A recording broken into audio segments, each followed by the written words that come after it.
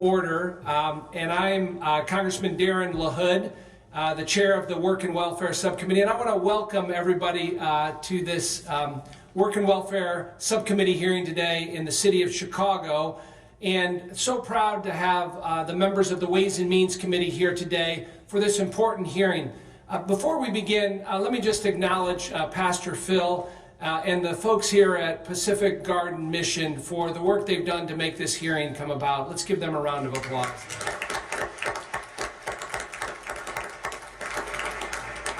A lot of work went into putting this together, and so we're thrilled to have a wonderful venue to have our hearing today.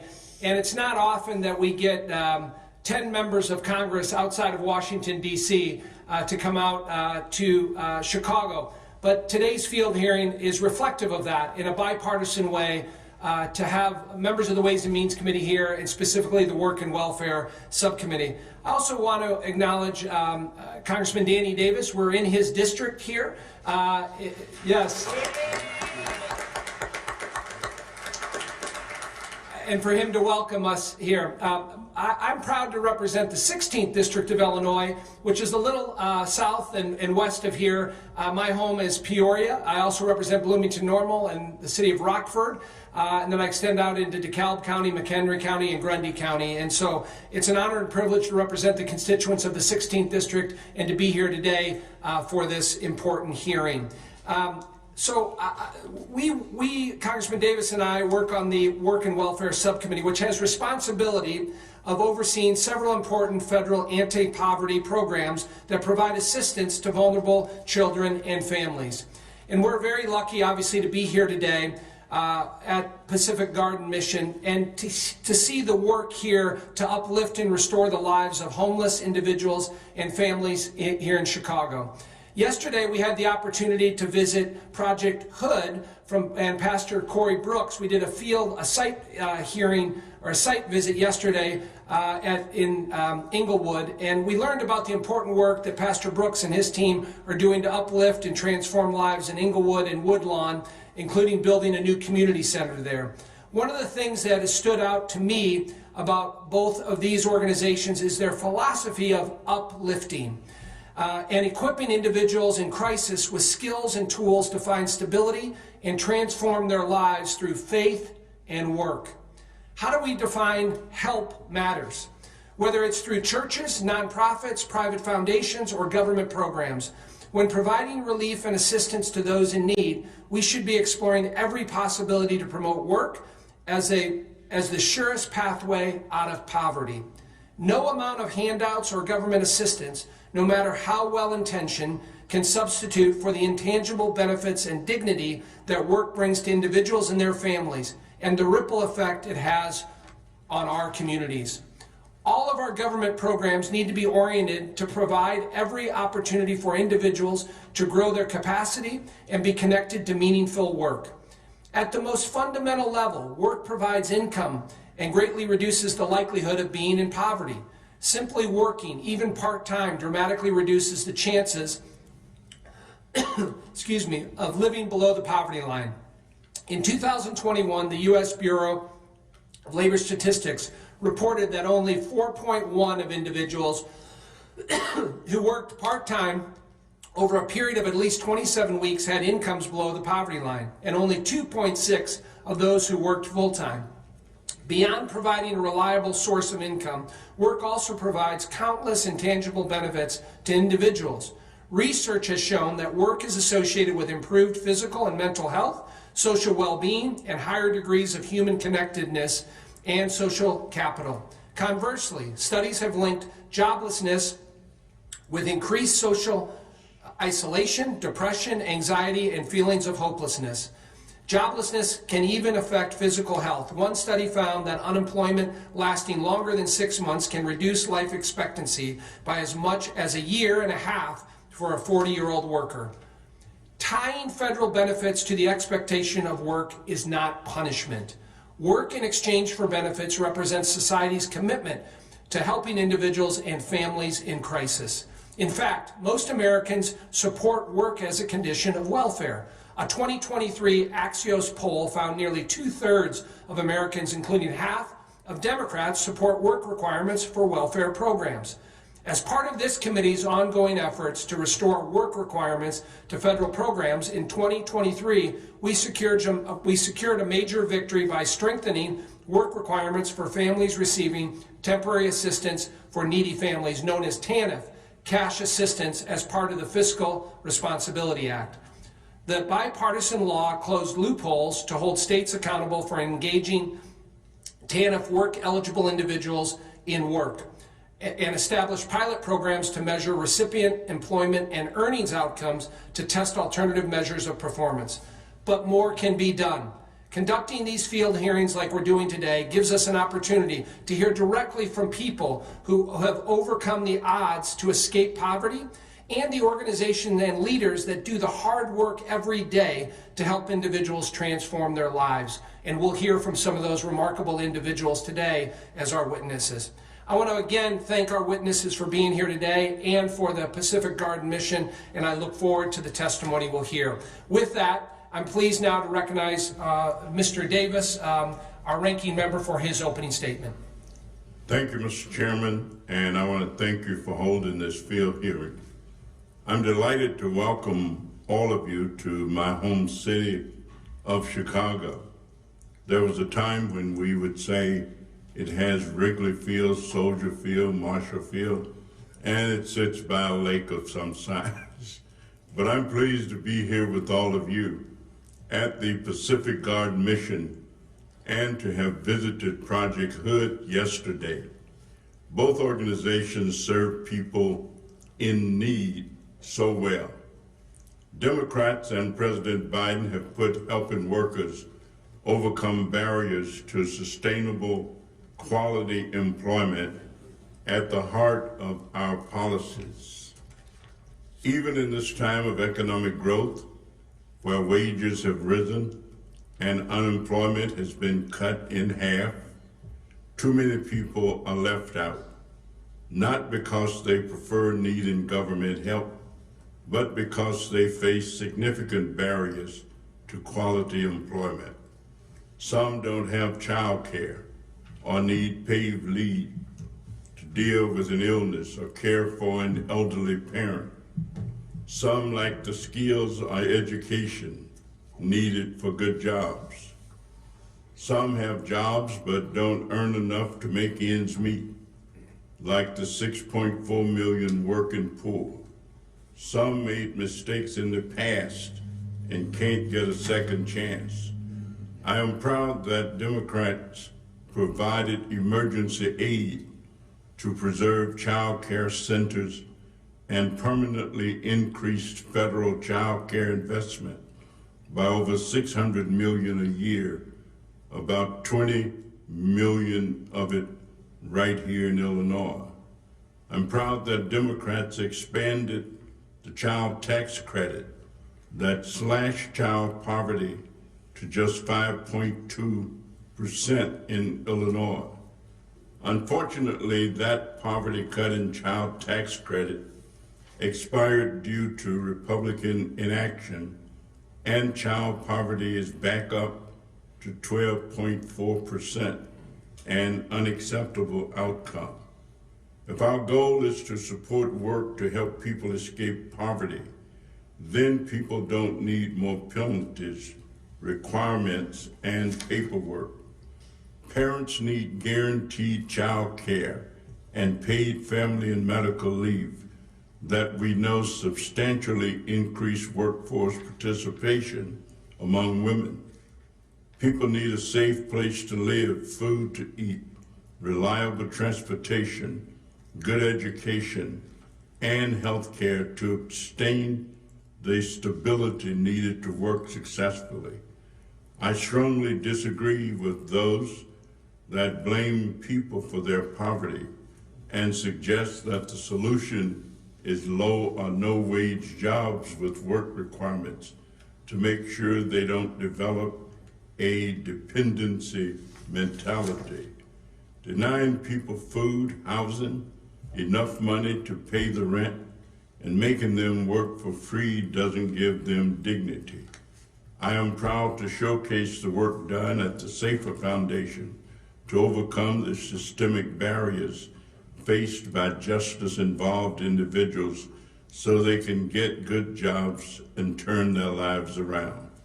I worked with SAFER to set up an amazing program to help people with records obtain careers in healthcare. The program involves intensive training coupled with legal services, support services, technical assistance for businesses, and job placement services. We are here. Over 3 years, the initiative placed 113 clients with 71 employers and achieved a 93% retention rate over 2 years.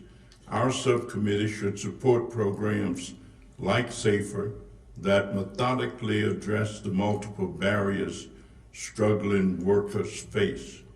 As we sit in a mission, I'm reminded of 2017, when the Republican Congress enacted a bill to tax faith-based organizations on the value of their parking and benefits provided to employees to pay for tax cuts for wealthy individuals and corporations.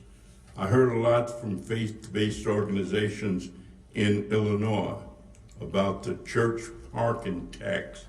Democrats repealed this tax in 2019.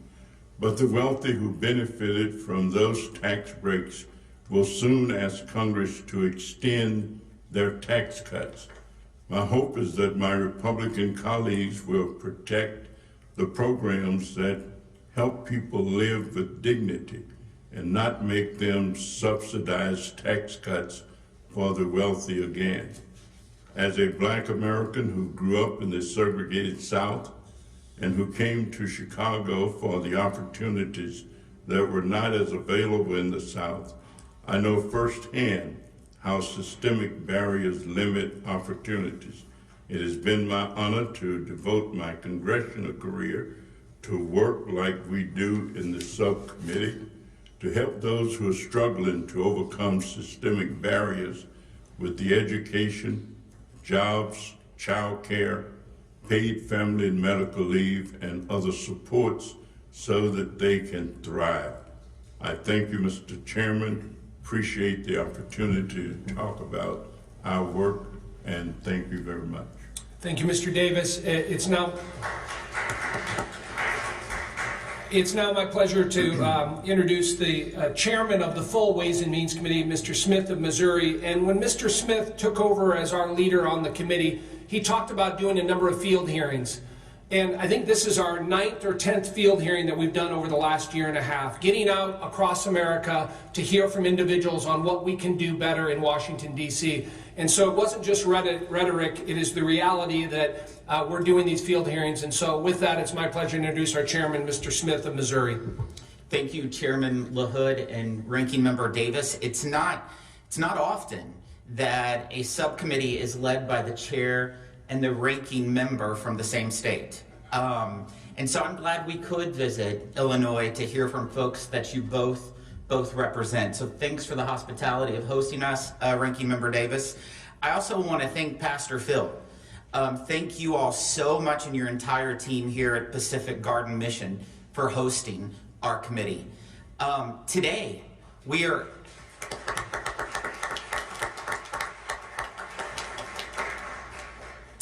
are actually making history. This is the first time in congressional history that a standing House committee has held a hearing in a homeless shelter. Way overdue. Pacific Garden Mission is the oldest faith-based homeless shelter in the country, providing help to men and women across Chicago since 1877. The work you do is critically important to helping those in need transform their lives. Most importantly, what you do here is about not giving up on people. That's why we are having the hearing today. We are in Chicago to listen to the real stories of individuals whose lives were transformed by work and what it takes to shepherd those in crisis from poverty to independence. Taxpayers fund a fragmented and often confusing safety net system that spans more than 80 different federal programs at a cost of more than $1 trillion every year. These programs provide important food, housing, healthcare, and cash assistance to help those in poverty. However, as federal support has grown, programs have largely failed to focus on how to help lift people back into full self-sufficiency. Instead, success is measured by how many new people are added to the roles of these programs. This approach discourages people from seeking a path to work. As a result, more people are receiving welfare benefits today than at any time in our nation's history. In 2023, 85 million people were enrolled in Medicaid, an increase of 20% since 2019. This represents 25% of the U.S. population. 1/4 of the U.S. population's on Medicaid. In 2023, 41 million people received food assistance through SNAP, an increase of 18% since 2019. This represents 12% of the entire population. What we've lost sight of is that a job is the best anti-poverty program that exists. Work is more than a paycheck. Every person has skills and abilities they can offer to their community. Often it is just connecting those skills with the right job. When people are not able to apply their talents, they miss out on the dignity that comes from work, and their communities are denied their contributions. Relying on a government check can weaken an individual's ability to use and grow their skills. Instead of climbing out of poverty, families find themselves without hope and trapped with fewer options for their future. Children with parents who are unable to find meaningful employment often struggle in school, and they face more severe mental health issues, contributing to a generational cycle of poverty. In fact, 1 in every 3 children who grow up in poverty will raise their own children in poverty. We must break the cycle. Clearly, the path from welfare to work is not easy or straightforward. Folks often must first overcome the barriers that contribute to poverty, like mental health or educational challenges, substance abuse, health problems, neglect. Too often, however, community leaders find themselves battling against so-called solutions from Washington that make it harder for individuals to escape poverty.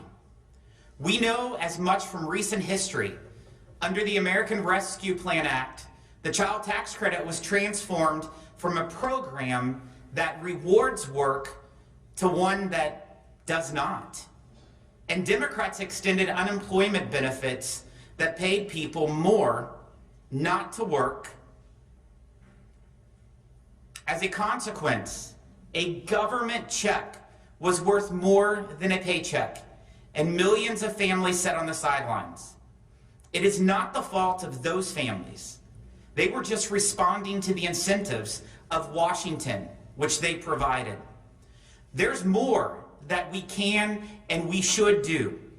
Last year, as part of the Fiscal Responsibility Act, Republicans led changes to strengthen work requirements and the temporary assistance for needy families and supplemental nutrition assistant programs. Last month, Republican members on our committee introduced legislation that would protect taxpayer dollars provided through TANF from being lost to waste, fraud, and abuse. We are here because we want to hear from those on the front lines of this crisis. There will be clipboards that our team will be passed out for anyone in the audience to share any concerns or ideas. We will enter those into the official record, and take them back with us to Washington as we consider how policies can better connect people to work and lift more Americans out of poverty. Thank you all for joining us today. We look forward to your testimony, and thank you, Chairman LaHood. Thank you, Chairman Smith, for that. It's now my pleasure to introduce our witnesses here today. We have 6 of them, and we'll start off with Mr. Matt Paprocki, who's the President and CEO of the Illinois Policy Institute. He's also the CEO of the Center for Poverty Solutions and a real thought leader here in Chicago. Next, we'll hear from Nathan Montgomery, who's the Executive Director of Salt and Light in Urbana, Illinois. Our next witness will be Brian Butler, who's from my hometown of Peoria, Illinois, and is the Director of Residential Ministries at Pathway in Peoria. And then next we'll hear from Kristy Schofield, also from Peoria, and is the Director of Homelessness and Housing at the Dream Center in Peoria, Illinois. Next we'll hear from Gianno Caldwell, who's the founder of Caldwell Strategic Consulting in Washington, D.C., but a native of Chicago and proud of his Chicago heritage. And lastly, we'll hear from Sodiqa Williams, who's the Senior Vice President of the Safer Foundation here in Chicago. You'll all be recognized for 5 minutes, and we'll begin with you, Mr. Paprocki.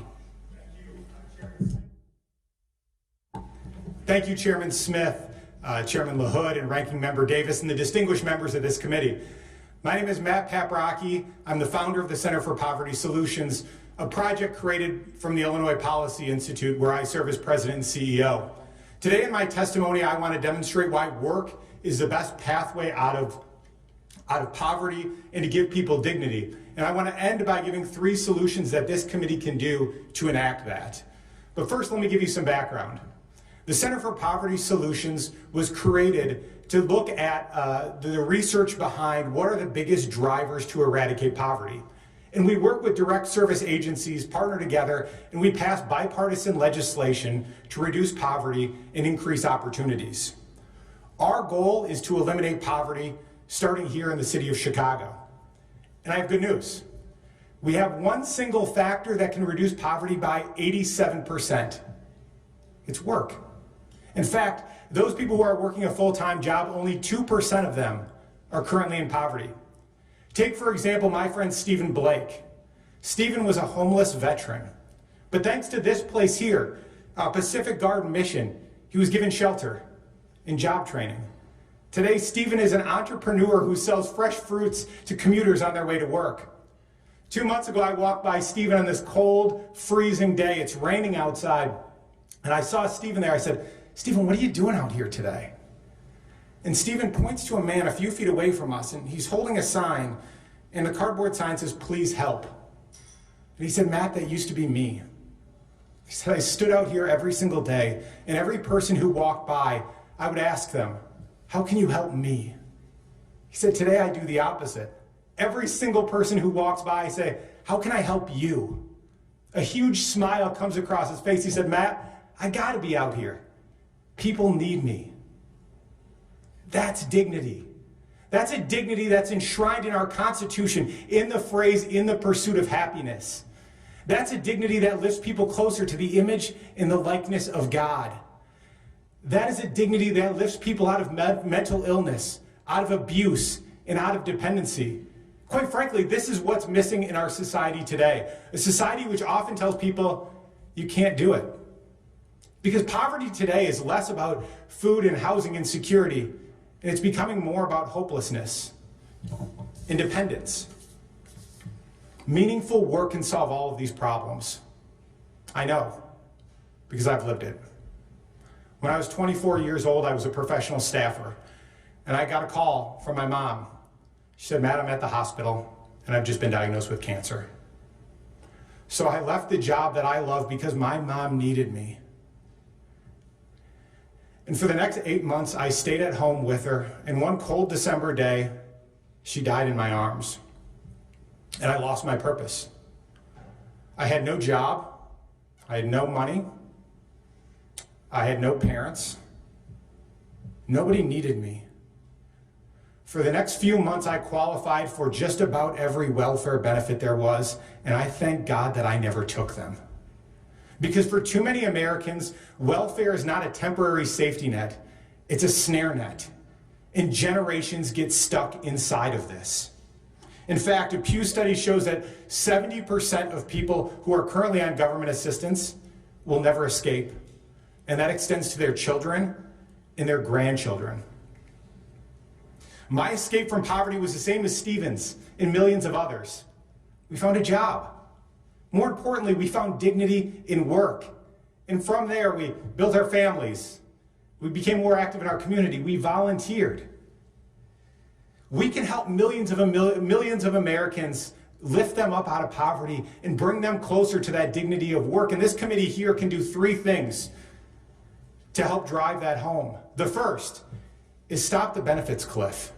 Right now, we've created this impossible structure where families are forced with the decision of either cut back on their hours or don't take a promotion or receive additional government funding. We are stopping that, and we need to change the benefits cliff. The second is expand tax credits for apprenticeships. The average apprenticeship starting salary is $77,000 a year. And finally, institute work requirements similar to the successful bipartisan reform that was passed in 1996, which lifted millions of people out of poverty. Today, I ask all of you to create a better America. An America which tells all people we need you. An America that creates limitless opportunities. An America that allows all people to pursue happiness. And that pursuit begins with the dignity of work.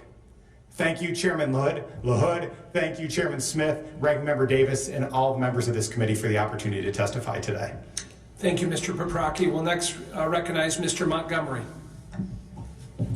Good morning, Chairman Smith, Subcommittee Chairman LaHood, Ranking Member Davis, and distinguished members of the Subcommittee. I want to thank you for the opportunity to testify here today on the dignity of work. I'm the co-founder and executive director of Salt and Light, located in Champaign, Urbana, Illinois. The Salt and Light opened its doors in January 2004 with a focus on sharing the good news of the gospel by helping those in need through a food pantry and clothing closet. Very quickly, we grew into the largest emergency food program in our area and a leader for providing access to basic resources. As Salt and Light's reach and influence expanded, I grew disillusioned with what we were doing.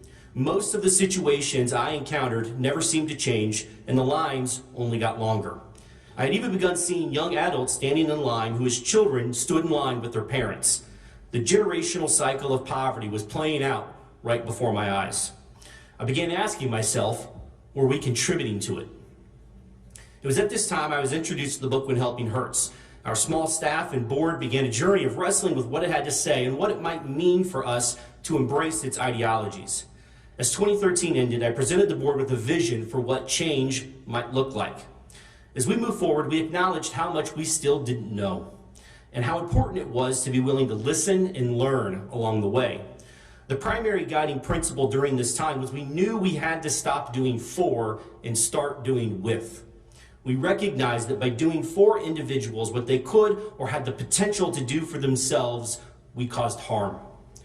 The result is a unique and innovative approach for addressing chronic food insecurity and access to other basic resources, where individuals can acquire what their family needs, learn practical job skills, and generate revenue to fund the programming at the same time. In our model, participants earn store credit at minimum wage by volunteering at either of our locations for up to a maximum of 4 hours each week. This credit can be used to purchase groceries, clothing, or other household items. Both of our locations operate a retail storefront offering secondhand items, and our Urbana location has a grocery department comparable to an Aldi in the number and types of items it carries. Inventory is purchased from a variety of vendors, just like any other independent grocery store. Both stores are open to the public and are staffed by regular, full, and part-time employees and volunteers, with participants working alongside. Accepted forms of payment include cash, credit, and debit cards, participant store credit. Urbana also accepts SNAP and WIC for qualifying grocery items. 100% of the net proceeds from the store support the store credit participants earn and the other programs and services we offer. The last year of the old model, we had a budget of just under $370,000 that was 100% funded through donations. Transitioning to a retail storefront with all the programmatic changes meant an increase in staffing to 14 employees and an almost 200% increase to the budget. But because of the revenues generated by the retail operations, we only needed to raise 6% more in donations than we had previously. This year, our operating budget is $3.6 million and is about 85% self-funded through our retail operations, with the remaining 15% coming from donations. We have 51 employees and 150 participant households who are earning store credit. I do not believe simply ensuring work requirements are fulfilled and loopholes are closed for TANF will provide the kind of transformation desired. I do believe, however, not doing so is a disservice to the people we seek to help. Reasonable and appropriate expectations based on the capacity of the individual is not punitive or onerous. It is loving and affirming. It has been said people rise or fall to the level of the expectations you have for them. To have no expectations is to communicate you do not believe they have anything to offer, anything to contribute, not only in their situation, but to the community they are a part of. I can think of nothing more diminishing and disempowering to the very spirit, the very dignity of a person. Regardless of the changes made to TANF, however, I have little faith any widespread transformation will occur in the lives of those struggling in poverty if the states are the administrators of this or any other welfare program. The one-size-fits-all approach most state and federal programs take do not allow for the kind of flexibility needed to effectively work with families whose situations and obstacles vary from one neighbor to the next, let alone from one end of the state to the other. From the federal perspective, I can understand where administration through the states may be more efficient, but clearly it has been programmatically ineffective. It is time we stop doing what is easy and start doing what is right. Thank you, Chairman Smith, Subcommittee Chairman LaHood, Ranking Member Davis, and members of the committee for the opportunity to testify here today. Thank you, Mr. Montgomery. Next recognize Mr. Butler. Thank you, Chairman LaHood, Chairman Smith, and Ranking Member Mr. Davis, and the rest of the distinguished committee for having us here today. I'd give you a little history of Pathway Ministries. We were founded in 1955 after two ladies visited right here at the Pacific Garden Mission. They came back to Peoria and started serving coffee and donuts and sharing the gospel of Christ with men who were experiencing homelessness. The ministry now operates across 7 different facilities, serving nearly 2,000 individuals each year. We average more than 160 men and women staying in our facilities every night. In 2023, we served more than 100,000 meals, provided over 50,000 nights of shelter, and graduated 151 men and women from our residential programs. Those programs include varying aspects of education, counseling, life skills, and work readiness training. Our Pathway Works provides critical job readiness opportunities for our students within commercial enterprises, and our ministries of Empower Life and Barnabas Counseling serve our community by offering life-affirming assistance, parenting classes, and clinical counseling. Our mission is to create pathways out of poverty through Jesus with our neighbors in need. That mission begins with a different view of poverty than most. We don't view poverty as simply a lack of material things or even housing. We believe poverty is more complex and is the result of brokenness in the 4 fundamental relationships of life: our relationship with God, with ourselves, with others, and with creation, or our work. We believe that Jesus came to restore not just our relationship with God, but to renew all 4 of these relationships, and we all need renewal because at some level, we're all poor. Poverty will look different for each of us, and most of the men and women we serve are experiencing devastating effects from their brokenness in one or more of these relationships. They not only seek shelter, but a pathway to stability. And one of the most important aspects of that path will be the dignity and sustainability that work provides. I've personally experienced the value of this approach, as my own pathway out of poverty includes a lifestyle of drug addiction and alcoholism, trying to be a gangster and eventually prison. But Jesus restored and renewed my relationships with himself, with myself, with others, and with my ability to work.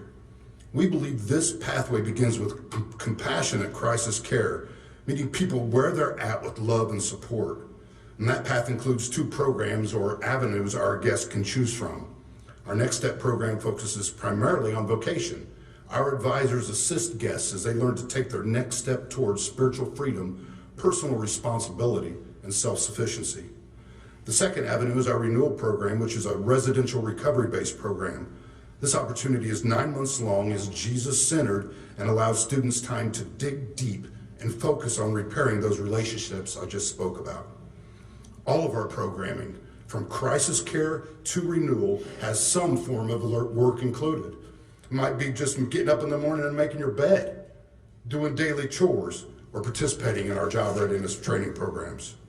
Finally, we also offer our students who graduate from our programs the option of joining our graduate society, where they can live up to 3 years in an affordable and accountable environment. In regards to our work readiness classes and on-the-job training, we focus on the skills everyone needs to be successful. We've partnered with Caterpillar for over 25 years, recycling their wood waste and teaching students those very skills. We also partner with other work readiness programs, such as Illinois Central College's Workforce Certification Program, to support students in finding work that they love. One of our students, TJ, just completed the ICC's truck driver training program and now drives for PepsiCo and makes a really good wage. Erica also graduated from ICC, and she's now employed as a second-year carpenter, helping to install one of the largest solar fields in Illinois. And more importantly, Erica has been reunited with her 5-year-old son, Michael. Both of these former students are now living on their own, earning living wage incomes, and have a renewed sense of purpose and dignity. And there are many more like TJ and Erica, because in the past 4 years, we've helped more than 600 men and women find jobs. And we've assisted more than 400 men and women in securing permanent housing. We've learned that when people grasp the dignity of work and the value of providing for themselves financially, they are empowered to live lives that bring life to the Peoria community. These folks are moving from costing our community to contributing to our community. We're putting people to work who pay taxes and spend their money in Peoria. We're adding members to local churches. We're able to experience with our students that joy when they get their first paycheck. We see the freedom that comes from people paying off debt when they thought they never could. But the most rewarding time comes when we're able to see the power of God in our students to see themselves correctly and to live with the dignity that comes from work. It's not an easy path, but by working on those 4 fundamental relationships with Christ, we see him not only bring eternal life, but a renewed life now. We watch him provide that pathway out of poverty. Thanks again, Chairman Smith, LaHood, and Ranking Member Davis, and the rest of you. God bless you. Thank you, Mr. Butler. Now recognize Ms. Schofield. Good morning, Chairman Smith, Chairman LaHood, and Ranking Member Davis, members of the committee. My name is Kristy Schofield, and I'm Director of Homeless and Housing for the Dream Center Peoria. But 27 years ago, I was a homeless mother sleeping in my car with my 4-year-old son and my 3-year-old daughter. I had run from a marriage filled with domestic violence and was suffering from a depression so deep, so dark, I was not functional as a person or a parent. I know the pain of having your children hungry, but having nothing to give them, having them cry because they're scared, and not being able to make them feel safe. But God had a bigger purpose with this. And I found the various shelter and housing programs that I now direct, and it got what I needed to become self-sustaining. And I was so grateful that I have spent the last 25 years working with these programs as a director. The work that I do, the accomplishments, have given back the self-esteem that I lost through the homelessness. At the Dream Center, Peoria, women, children, and families are receiving life-changing services, and I'm so blessed to work for an organization that gives our guests a second chance of life and works so hard to help them become self-sustaining. I'm also so honored to be able to give those the gift that I was given. At DCP, I see so many broken and homeless, even though they become homeless for a myriad of reasons: unemployment, underemployment, substance abuse, mental health. The common thread in so many cases is the lack of self-esteem and self-belief in what they can achieve. That self-esteem and belief can be rebuilt through accomplishment and achievement. We partner with programs such as Workforce Development, Illinois Central College, Adult Education, and more. We offer a trades program on site for those interested in culinary, auto, small engine repair, screen printing, coding, and a complete coffee program that allows students to learn the coffee world from roasting the beans, packaging, marketing, and sales. These programs give our guests an opportunity to work, and with that, accomplish and achieve, thereby gaining that self-esteem and belief in themselves and lowering the chance that they will live in poverty. We also partner with the Department of Children and Family Services, our programs being an opportunity to keep families together, which is the goal, to bring safety and stability to the household. One family in our programs, a single mother household, lost her children to DCFS a little over a year and a half ago. She had been unsuccessful at managing employment due to substance abuse issues, and her children were placed in foster care. She began counseling, treatment, and a workforce initiative we partner with. She has secured full-time employment and has even worked her way into shift management. These achievements have given her a greater sense of belief in herself, and she is on the path to return of her children within the next 3 months. It is our belief that work builds self-esteem, provides families that have struggled to sustain a better chance at long-term success. So many years of working in these programs have given me a sense of accomplishment, pride, and self-worth. I know firsthand the difference work and becoming self-sustaining makes in someone's lives. You see, 27 years ago, when I was in my car with my kids, I lowered my pride and I called my ex to beg for help, and he said to me, "I told you when you left that you would have nothing." Well, 27 years later, a lot of hard work, myself, my children, now my grandchildren, we have everything. Chairman Smith, Chairman LaHood, and Ranking Member Davis, members of the committee, thank you so much for the opportunity to share my story, my life as well, and all that the Dream Center Peoria does for our area's most vulnerable. Thank you, Ms. Schofield. We'll now recognize Mr. Caldwell. Good morning, Chairman LaHood, Chairman Smith, Ranking Member Davis, and all the members of the committee. Thank you, Chairman, for giving me the time to speak before your committee regarding both my professional experience and personal experience growing up within the welfare system. I grew up on the south side of Chicago. During that time, for many years, my mother was addicted to crack cocaine, and our family only endured via government housing and welfare. But a government check can only do so much. In my experience, there are two kinds of people who get on government assistance. The first is those who really don't have a choice. They see government assistance as a temporary measure to help them get through a rough patch to get back on their feet, which is how the system was originally created. But in the last 50 years, it has become a way of life for many Americans, a permanent solution. And the promise of the so-called Great Society became a trap for millions of Americans. In many cases, those who get on government assistance too often get comfortable and figure out how to manipulate the system as much as possible so they can continue on the same pathway going forward.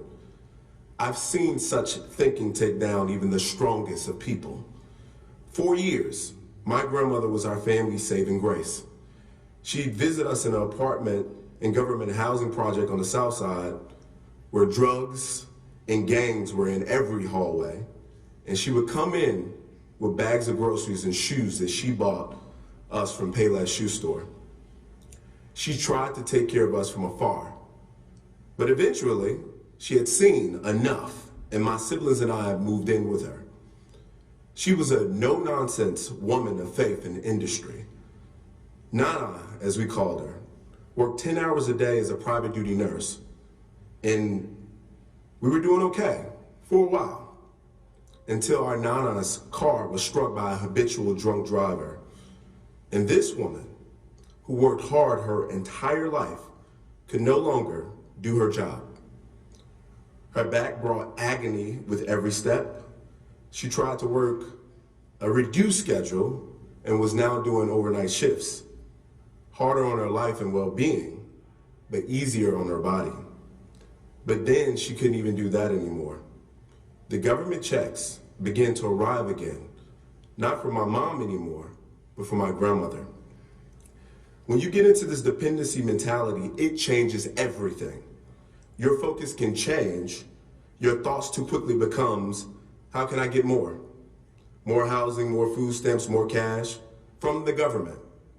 My grandmother's desire to work the system all too quickly took on a life of its own.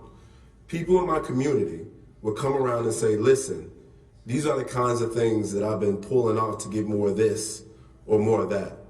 And my grandmother would lean into it. One can completely lose their pride as they try to figure out how to survive by working the system. Even more tragically, you begin to pass down these tactics to your family and those around you. I got into public service volunteering for my local alderman at 14, and my first job working part-time for the Social Security Administration by 16. But there were times in my teens I was told not to work because it could jeopardize the government assistance our family was receiving. Even then, the idea was both astonishing and horrifying to me. But I don't necessarily blame my grandmother for that. Poverty and government dependence don't just affect your bank account. Eventually, it begins to affect your mind. You see nothing but what's in front of you. And when what's in front of you is a politician with another handout, watch out. How many Americans have accepted the narrative that only government handouts are the answer to all that ails? Too many. More often than not, the people around me weren't simply deciding to give up. They were living in a culture of dependency that they passed down from birth. Both my grandmother and my mother gave into that culture, and they expected me to figure out the best way to live on that same track. For in neighborhoods like the one I grew up in, there is no perceived incentive to advance. After all, the checks for housing and food stamps and other assistance arrive every month. This is why the system must be reformed. Welfare should only exist for a certain period of time, unless you're totally disabled and can't physically work. It should not last for a generation.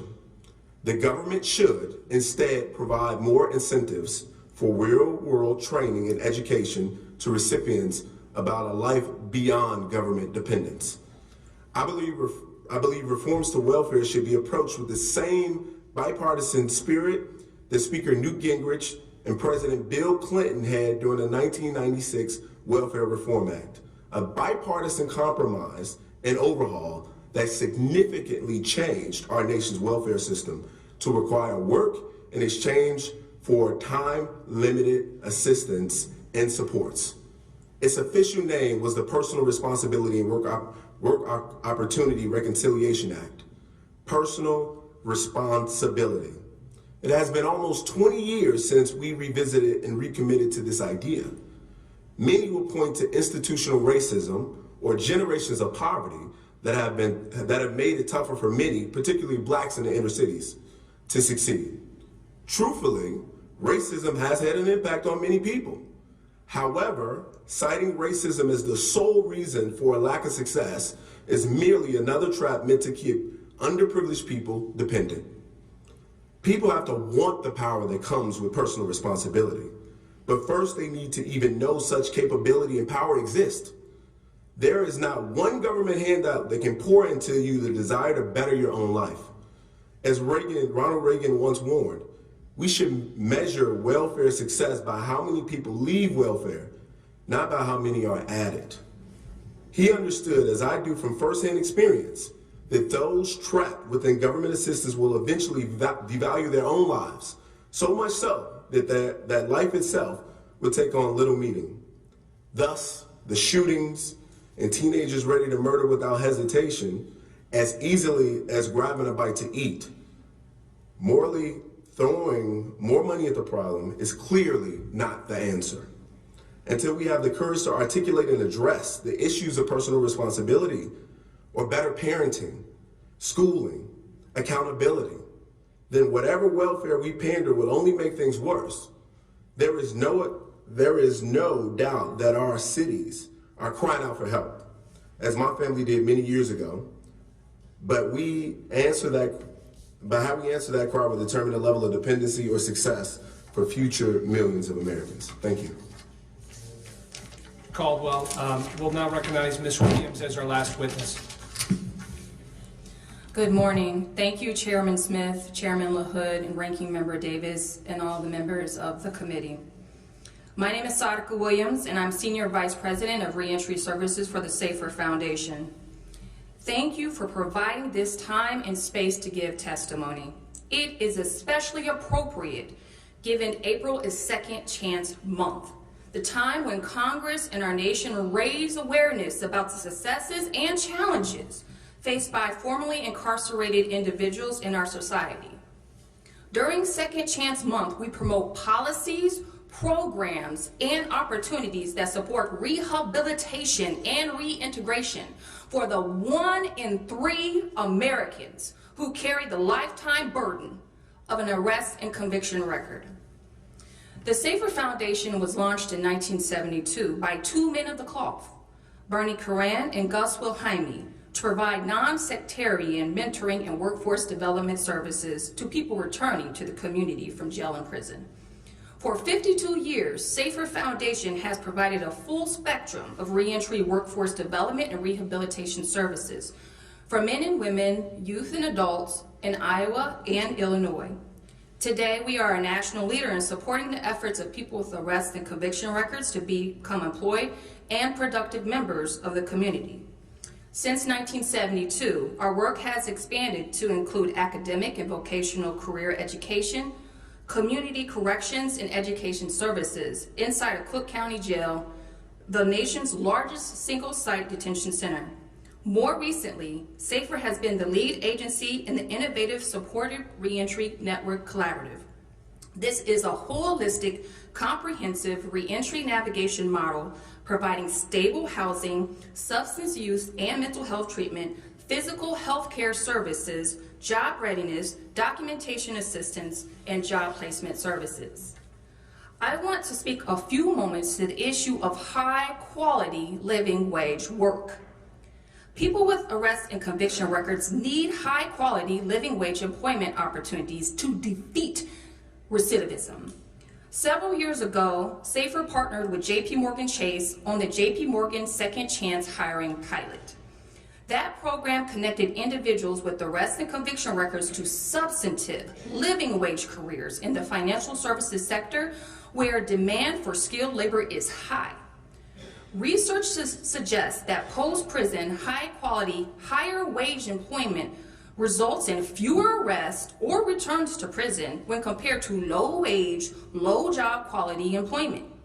The pilot's success was demonstrated by JPMorgan Chase increase in the hiring of people with arrest and conviction records and contributed to the launch of the Second Chance Business Coalition, highlighting a broader shift towards inclusive employment practices within the financial industry. High-quality living wage work is pro-social and improves self-esteem and is a positive use of time. Knowing your work will provide for your way of life makes a difference. That gives you self-esteem and confidence. High-quality living wage work through reentry is critical to the success of the nation's economy. People with arrest and conviction records are one of the largest untapped pools of labor available to U.S. businesses.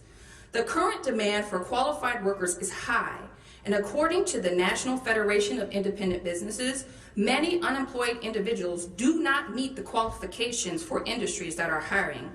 55% of business owners reported hiring or trying to hire. 89% of those hiring or trying to hire reported few or no qualified applicants for available positions. What can Congress do? We urge the Congress to fund $135 million for the Reentry Employment Opportunities, REO, program at the Department of Labor's Employment and Training Administration, which provides workforce development and reentry services to people with criminal legal histories, while helping employers identify trained and credentialed employees to hire for their open positions.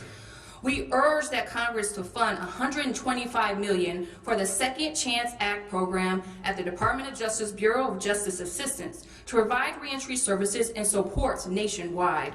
Finally, we urge that Congress create new legislation that removes the more than 44,000 state and federal legal collateral consequences, creating lifetime barriers that impede the social development of individuals and their families from the pursuit of life, liberty, and happiness. Thank you for the opportunity to testify. When we make nominal investments in people's efforts to secure private sector employment through reentry, the beneficiaries include all of us, taxpayers, government, families, and communities. Thank you. Thank you, Ms. Williams. And I want to thank all of our witnesses for your valuable and substantive testimony here today. We're now going to move to our question and answer period from the members of Congress. We'll begin with Chairman Smith. Thank you. Thank each and every one of you for your testimony. Mr. Caldwell, your story is one of victory over adversity. Your experience has surely has taught you valuable lessons about what does help individuals escape poverty, including the value of work and the positive ripple effects it can have in our communities. That being said, could you share some insight into what policies, in your view, create a direct impediment in lifting more Americans out of poverty?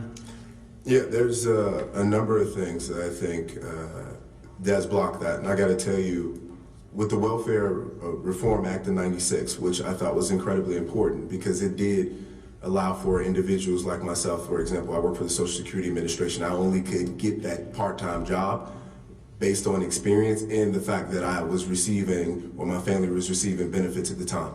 That was a gate that opened wide open for many, many Americans, I think. Now, the truth of the matter is, for those who want to reform the system, which is a good thing, those who want to say, if you earn, a particular dollar amount, we're going to pull the rug from under you and we're going to ensure that the door closes right behind you. I think that's where the problem comes for a lot of folks in communities like the South Side of Chicago. They want to certainly know that there's certainty in the fact that they can go out and work and earn as much as they possibly can and then gradually come off the system. And I think that in and of itself is an opportunity for those who may be a little fearful of going out there. That gives them a bit of peace to try to get that dignity of work and lift out of poverty. I noticed that when you were giving your testimony, it looked like maybe not hit all the points that you want. Is there anything additional that you would like to share? No, I think for many of us, it's become the boogeyman that you say someone has to work to earn benefits, or rather be able to have benefits. I think that's a boogeyman. I think it's wrong. I think for a lot of individuals, they want to work. People in the communities that I grew up in, they wanted to work. They didn't know the processes in some ways, and then some others just rather stayed home. But when you stay home, things like depression happen, you have domestic abuse that could happen, and then there's criminality that can come right after, nefarious activities to try to earn money and continue to receive your welfare at the same time. And I think those are some of the issues that need to be closely looked at. Thank you. Mr. Montgomery, I appreciate the unique approach that your organization takes in providing the assistance through real-world experiences that empower individuals and demonstrate the importance of work and independence. Based on your experience and the transformation you've seen in those you've assisted, how might state and federal level welfare programs do more to provide that sense of empowerment to folks? Oh, there we go. Get it eventually. Thank you, Chairman Smith. I think that one thing that I've heard mentioned is the benefit cliff. Certainly, I think that is a huge obstacle for a lot of folks in trying to move forward. I don't know how many different people I've spoken with who reach that point of decision where, okay, now if I'm going to move forward, my benefits are going to be cut, but the wages I'm going to earn are not going to make up the difference. So now I can either choose to retreat or I can choose to persevere. And the reality of it is, especially when you've grown up in a generational cycle of poverty where all you have known and been conditioned to is the idea of standing in line, the ability to see down the road is almost impossible. And so I think that certainly is a huge part of really being able to implement programs that work with folks, because at the end of the day, the people have to have the autonomy and capacity to make those decisions to really move forward as a part of that. That's the bottom line for us, is we acknowledge that all of us are broken and we want to walk alongside one another as we all grow into who it is we've been created to be. But we have to create space and opportunity for that to happen over time. Thank you. Thank you all for being here. Thank you, Mr. Smith. We'll now yield to Mr. Davis for his questions. Thank you, Mr. Chairman, and thanks to all of the witnesses. I certainly would agree that work is one of the best programs that could exist to reduce poverty. As a matter of fact, I'm reminded that the prophet Quran said that when you work, it is love made visible, that when you work, it binds you to your dreams, hopes, and aspirations. Vice President Williams, let me thank you for spending time with us. And I know that SAFER has refined its programs over time, and that oftentimes you've had to adjust and readjust. Can you talk a bit about what supports you found necessary to help your clients overcome barriers to long-term work, productive work that they enjoy and can feel good about?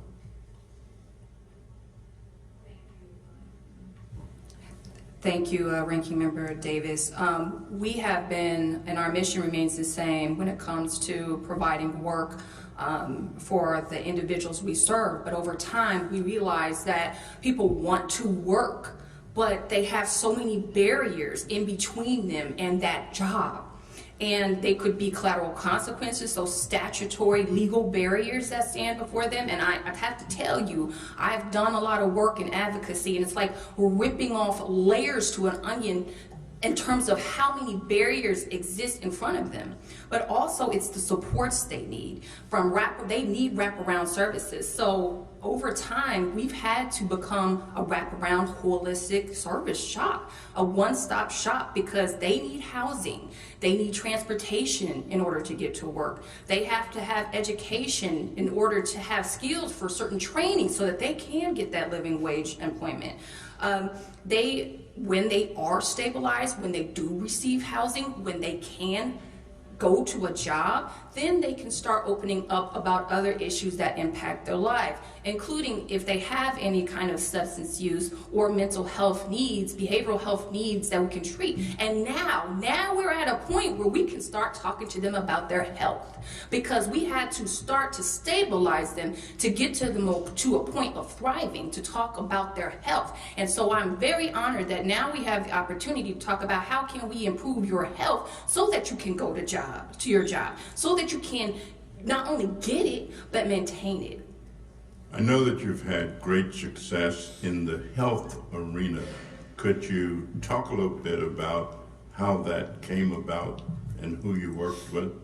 Well, we worked with you, and many thanks that we could make that happen, because if it had not been for you to call a forum with healthcare employers, I don't know if we would have been able to do the work. We had to have a forum where we invited healthcare employers, including FQHCs and hospital systems and all the chairmen and all the CEOs, and they came because of your help. And they gave us an audience to listen. We had Johns Hopkins Hospital come and talk about their program, hiring people with records, where they had been hiring people with records for over a decade and had very low turnover, high retention, and they had close to no levels of like violent incidents that happened when they hired people with records. The Chicago area employers heard it, and by the end of that pilot, we had healthcare employers knocking at our door. We need to hire everybody. We need to hire, you know, we have frontline, we have nursing, we have all these positions available. But what we found in that forum is that employers had this perception that they couldn't, per the law, hire people with records. And they didn't know how. So they had a whole process, background check policies that were outdated. They hadn't looked at the recent law. They didn't have them updated. They didn't know how to hire. And then there was the implicit bias that was attached as well. Not for the executive leadership that came to the forum, but from their hiring managers who, if they were informed that a person had a record, they would not hire that person. So we had to navigate through all of those barriers, and we had to change the law as well. We led occupational licensing reform. I see Matt from the Illinois Policy Institute there. We worked with the Illinois Policy Institute, and we created a bipartisan coalition to pass occupational licensing reform. The healthcare work is the reason why we did that, because we knew if we wanted people to get into healthcare, we had to knock down those barriers and ensure that it was a fair process for them to have a fair chance. Thank you very much. Thank you, Mr. Chairman. Thank you, Mr. Davis. I'll now recognize myself for a number of questions. I first want to just point out, today we have about 7 million unfilled jobs in the country. And everywhere that I travel in my district, and I think probably my colleagues feel the same way, it's finding qualified workers, truck drivers, nurses, mechanics, machinists. Throughout our society, we are looking for qualified workforce. And there's, again, no better topic than we're talking about today in transitioning people into the workforce to get a number of these good paying jobs through apprenticeships, skills training, and workforce development. Mr. Paprocki, I want to start with you. We've heard a lot today about the bipartisan nature going back to 1996 when Speaker Newt Gingrich and President Clinton worked together on bipartisan welfare reform and the benefits. As a result of those reforms, under TANF, the Temporary Assistance of Needy Families caseloads dropped by 80% between 1994 and 2023. Over time, these successes, though, have been chipped away by policies at the state level that gut or eliminate work requirements under the guise of compassion. While characterizing these efforts to link welfare benefits, some people have called that mean or unfair. I'm wondering if you could comment on linking welfare benefits to the expectation of work as being mean or unfair in some way, and instead of reducing these requirements, do you think it would be good to expand them to other federal means-tested programs? You know what I think is mean? How we treat poor people in this country. We treat them like they're liabilities and they're not assets, right? They're raising their hand and they're saying, I want help, right? But instead, we go give them a little bit of money on a plastic card and we tell them to go away. That's mean. Right? We tell them that their jobs don't have purpose, that just because it's low wage, meaning it's low value. And we whisper these little lies inside of it as if dignity is commensurate with pay. It is not, right? Jobs have value. Humans have value. Poor people have value, and they are some of the greatest assets we have in this country. I think a great example of this is this woman, Claudia Perez. She's over in the Pilsen neighborhood. And every morning she gets up and she sells tamales to her neighbors in her community. But pushing a food cart was illegal in the city of Chicago. So government officials came by, they took her food cart, they dumped out all of her food, they stomped it on the ground, and they said, this is garbage. Right? To me, that's mean. And I think we need to restore this idea of all work has dignity, and we need to promote this, and we need to shift the framework that we have on poor people in this country. Instead of treating them like liabilities, we should have work requirements. We should say, we know what value that you can provide for this country because we believe in you, and we should expand more of that and allow more people to see that dignity in their work. Thank you. Mr. Butler, thank you for your testimony. Thank you for being here, and thanks for sharing your story of success and how you achieved that. You talked about the Pathway organization on the success you've had building the capacity and the skill sets for your residents through work so that they can earn higher wages. Can you talk about the specific partnerships that you have in Peoria, specifically with Illinois Central College and the workforce and certificate programs that they offer? Yeah, sure. So we partner with Illinois Central College, and we have, first I'd like to say that the folks coming through our door need a moment to breathe and to become stable. I'm sure with Pacific Garden Mission and Dream Center and everywhere else in our community, folks come in and they need a moment to breathe, to be stabilized, and to get ready. We use an asset-based approach at Pathway Ministries when folks come into our doors. What is it that they want to do? And when they've expressed interest to further their education, to further job readiness training, to get out of this cycle of poverty, not to get my SSI check because I can make way more, which is a mindset that just blows me away, that people come in for $735 a month and don't want a job making $2,000 a month. They're afraid to lose that check. It's an anomaly. It's awful to deal with. But we partner with ICC. Our folks are able to get funded through ICC. That's free to them to go to school. They actually will earn a stipend to go to school and learn that trade. It's been absolutely awesome throughout our community as well. Our Pathway Works enterprise programs, we also pay folks a stipend as they stay in the shelter or they're in our renewal programs to learn those soft skills, what employers are looking for.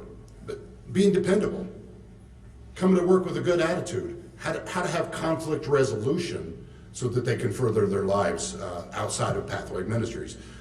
Homelessness is typically just a symptom of the real problem. And when we address homelessness as an individual rather than this great big problem, we can have more success at solving the problem when we do it on an individual level. Thank you for that. Ms. Schofield, I'm going to ask you the same question. Also want to just acknowledge you sharing your story and the struggles you've gone through and what you've been able to do to better your life. Thank you for sharing that here today.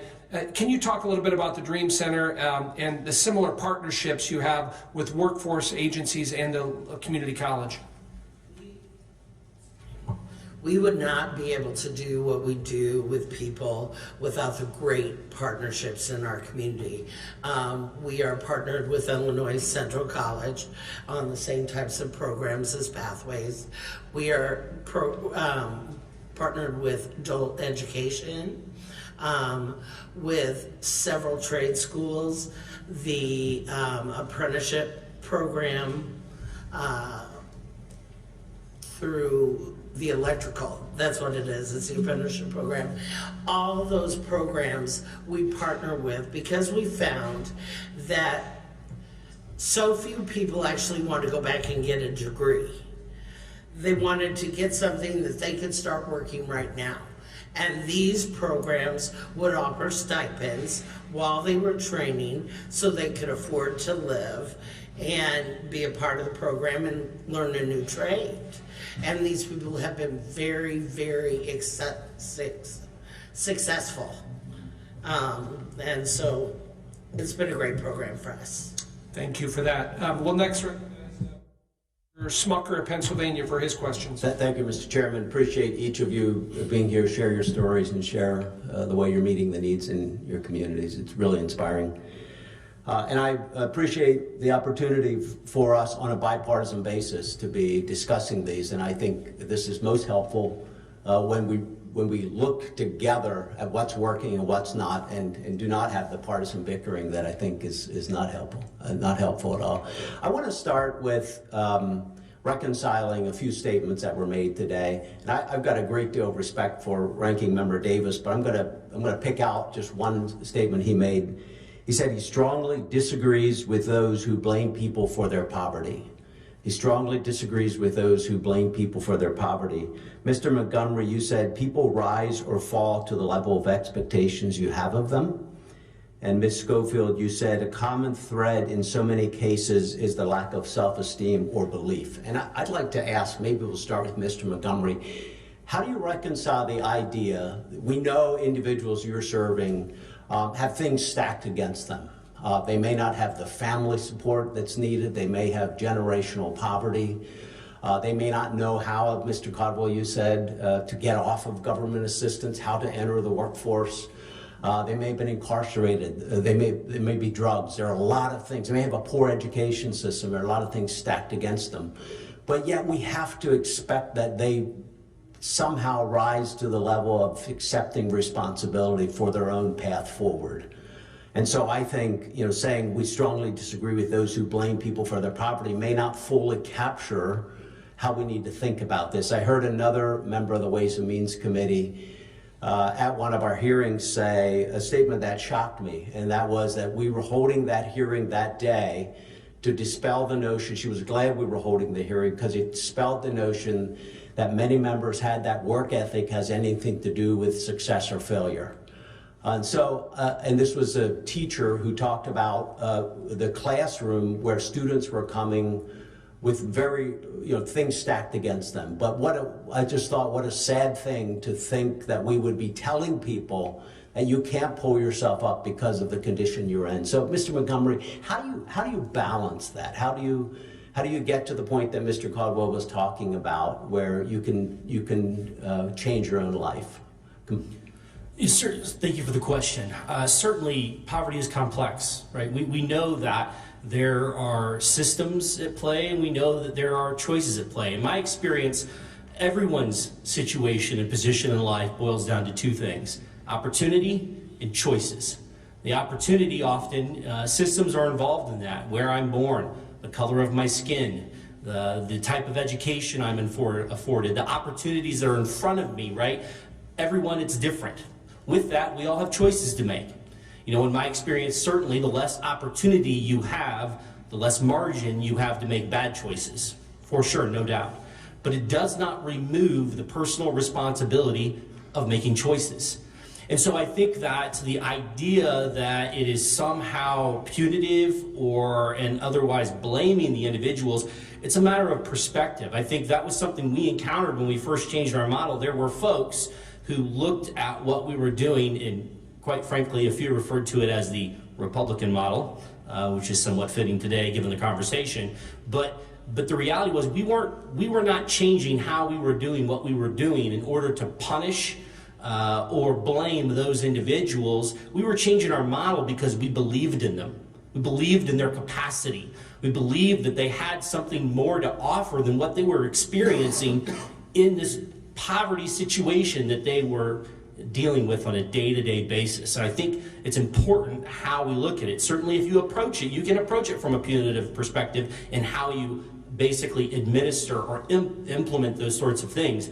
But for us, that's not how we look at it at all. We need, as a society, their energy, their work. 110%. We talk about that every day, that we are co-laborers, and what that means is that I have as much to gain from you as you do from me in this relationship as we work alongside one another. One of the things that strikes me, and I only have a few seconds here, is that most of your programs, you're doing it without any government assistance. And in fact, Mr. Caldwell said the government programs we have perhaps make it worse. Yeah, which is amazing to hear. But one thing we can all agree on, I think everyone here and everyone there, is the value of work. So perhaps we ought to be thinking about our government programs and investing more in that career and technical training. There's a program called WIOA. I have a bill that would re-energize that program, incentivize employees to help individuals get to the workforce. Also, we could potentially be providing a tax credit to employers who invest in apprenticeship programs, who invest in career technical training. Having those kind of connections, because as Chairman LaHood said, millions of jobs available, yet millions of people not participating in the workforce. And I think we ought to be focusing our efforts on how we can better connect those two facts of life that we have here today. So this was very, very helpful. Sorry I'm a little bit over time here, Mr. Chairman, but thank you. Thank you, Mr. Schmucker. Now recognize Ms. Moore of Wisconsin. Thank you so much, Mr. Chairman, and Mr. Ranking Member. I want to thank all of our witnesses for very profound, insightful testimony. I really appreciate my colleagues for being so candid about their beliefs, And so I may as well be candid as well. I do think that when we start talking about blaming people for their poverty, I kind of agree with you, Mr. Montgomery. People have opportunity and choices as well. And I thought that was very profound the way you put it. But I would say that there are economic schemes that maximize profit over people. And that's what traps people into low-wage work. So when we start hearing about Miss Williams and the type of opportunities she's talking about and the kind of opportunities that my colleagues here often talk about, you often want to talk about forcing people to go to work saying that, you can't eat dignity. You can't pay your rent with dignity. You need money. You need enough money. And I would think that these low-wage jobs create problems. I agree with you, Mr. Paprocki, that benefit cliffs really continue to keep people subjected to these low-wage jobs, forces them to remain in them if they want to continue to get Medicaid and other kinds of support. Welfare deliberately limits the education and training that you can get so that you can never get out of poverty. And of course, poor health is a major barrier in mental health. And domestic violence, Ms. Schofield, is a huge risk factor for being poor. Mr. Paprocki, you didn't mention what your level of education was at the time your mother was sick and whether or not you had any children. Would you share that with the committee? I did not have children. I had a bachelor's degree. And you have a bachelor's degree. So That's you right. didn't have a lot of barriers you went to get yourself together when your mother died. I mean, you were a good white man in America with no kids. You didn't need child care. Thank you for that. Well, you had a bachelor's degree. So I don't have much time. Mr. Montgomery, I am so happy that you are engaged in finding the root causes of poverty, that you're more data-driven. And you've really demonstrated it by your amazing testimony here today. Mr. Butler, you're a sermon in shoes. I thought you were going to pass the collection plate there for a minute. You're a role model. I really love your analysis about building the kinds of spiritual and human cultural relationships. And again, Ms. Schofield, really, your happily ever after wasn't, but it turned out happily ever after anyway for you. Domestic violence is a real risk factor for women. You have a baby and you think things are going to work out, and when they don't, it's the woman who becomes the welfare queen and the problem and not the man. Appreciate your testimony. Mr. Caldwell, well, I hope you go and kiss your grandmother 20 times on her feet everywhere for raising you. Any assistance that she got from anybody, she deserved it. And it looks like you turned out pretty good. Ms. Williams, I do have a number of questions for you. You talk a lot about the quality of jobs that people get as delivering them from poverty, and not just this notion, some of these oxymorons that we hear. Let me just, a couple of them I think I kind of wrote down. Yeah, giving people assistance locks people in poverty. I mean, that's an oxymoron. You helping somebody and that's what locks them into poverty. I just want you to comment a little bit on particular one program that the ranking member didn't mention, the Health Profession and Opportunity Grant, which the Republicans on this committee refused to reauthorize, which would have provided, I still got time, Mr. Chairman, thank you. Oh, okay, reclaiming my time. They refused to renew it, but given the fact that there are 65,000 people turning 65 every single day, wouldn't it have been helpful to develop stackable kinds of credentials with people in the healthcare industry, considering that all of these people here, except for me, are getting old every day? I would yield to you for your answer. I would say that it would not only benefit the individuals that would participate in the credentialing and program, it would help the employers that desperately need the workers. Poor people don't just want to be stable, they want to thrive like everyone else. So that means that we have to provide living wage employment and credentialing opportunities to get them trained for the skills that they need. Healthy people equals healthy communities, and everyone will benefit from that. So I just wanted to say, when I want to thank the members of this subcommittee, and Ranking Member Davis for supporting programs like Rio and Second Chance program, because I would say that they have done an immense service to our participants to get them out of poverty. When we look at Medicaid, when we look at insurance, when we look at food benefits, that is crisis stabilization. That is getting them on a footing so we can even talk about a job. Because if we can't get those things, if we can't get them into housing if there's a need, because there's domestic violence, then we can't talk to them about work. We can't talk to them about training because they're worried about how they're going to eat. They're worried about how they're going to live. So we have to address those things first before we can even talk about a job. Before we can even, and we have to talk about transportation. That's one thing I haven't heard anybody talk about. How are they going to get to the job? We have situations where we're like, we have a job, but people are like, it is so expensive on your bus card to get to the job. So it's like by the time they get done with their transportation costs, it's not even worth getting to the job because it's too expensive. So we need employers that are near the individual. Mr. Chairman, I yield back, and thank you for your indulgence. Thank you. I'm going to next recognize Mr. Carey. Before I do that, I do want Mr. Paprocki, you were asked a question, if you could just respond quickly. Mr. Chairman, was that my time? Well, that's one reason why I was really happy about your indulgence, because you know, when your point of view is on the table, then you get the clock doesn't even move. And so he responded to my question adequate to my satisfaction. He answered it. So thank you, Ms. Moore. And we, you know, the witnesses have had time to give their testimony. Thank you. And of course, you're the chairman, so you can have as much time as you might consume until our planes leave. Thank you, Ms. Moore, for that. Mr. Paprocki, if you could respond quickly. Well, Ms. Moore, first let me say, as a young man who's Do I get a chance to respond to whatever So you we're say? going to let Mr. Paprocki respond. who's from Wisconsin, thank you for your service. I'm grateful for that. You know, it was a struggle. The truth is I didn't make any money for 8 months. When I came home here to Chicago, my power had been cut off because I couldn't pay my electricity bill. I opened the door, I tried to turn on the light, it didn't flip. And I smelled the rotting food that was coming out of my refrigerator. So I understand what it's like not to have food. I went to go try to ride on the bus. I didn't have $2 to go take a train ride in the city of Chicago. And I sat there and I begged, right? And I begged for money and I begged for help to try to get that step. My point is not to say that the struggle doesn't exist. I fully understand it, and I've lived a part of that struggle.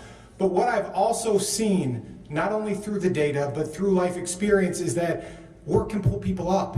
And we can tell individuals that what you do matters. And that's intrinsic. You have children to take care of, you need daycare, you're a white man in America, you are articulate beyond comparison to 90% of the population. Thank you, Mr. And I congratulate you for pulling yourself out of that situation under those circumstances, and I yield back. We'll now recognize Mr. Carey of Ohio. I want to thank the chairman. I also want to thank the ranking member Davis, and I want to thank all of you for being here today. I had an opportunity to look at all of your bios because the flight from Washington, D.C.